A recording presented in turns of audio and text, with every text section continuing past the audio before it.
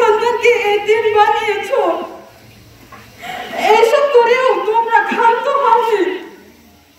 Bank ডাকাতি, অস্ত্র লুট সহ ব্যাংক ম্যানেজারকে অপহরণ মতো জঘন্য অপরাধে লিপ্ত হয়েছ, যার ফলশ্রুতিতে আজ গোটা বন সমাজকে সন্ত্রাসী, ডাকাত ও রাষ্ট্রদ্রোহী গোষ্ঠীতে পরিণত করেছ।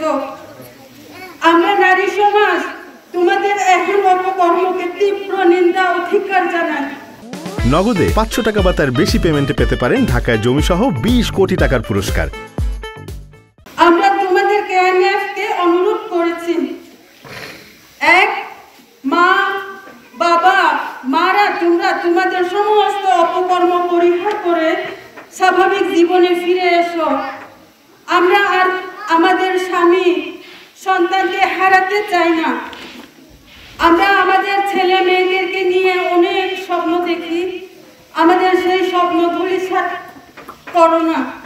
দুই, আমাদের অনেকের স্বামী সন্তানরা চাকরি হারিয়েছে, আমাদের সামাজিক ও অর্থনৈতিক অবস্থা দিন দিন অবনতি হচ্ছে, আমাদের ভবিষ্যৎ অন্ধকারে আচ্ছন্ন। তিন, তোমাদের দেখা স্বপ্ন অবাস্তব ও অবাস্তবায়নযোগ্য।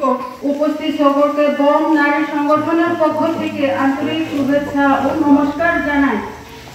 স্থানীয়, জাতীয় ও আন্তর্জাতিক পর্যায়ে কর্মরত প্রিন্ট ও ইলেকট্রনিক মিডিয়ার সম্মানিত সাংবাদিক বৃন্দকে আন্তরিক অভিনন্দন এবং অনুরোধ জানাই, বন সমাজে নারীদের কর্তৃক সম্মুখীন হওয়া তোমাদের অপকর্মের কারণে অনেক মা বোনকে কারাভুক্ত হতে হয়েছে, দেশান্তরে হয়ে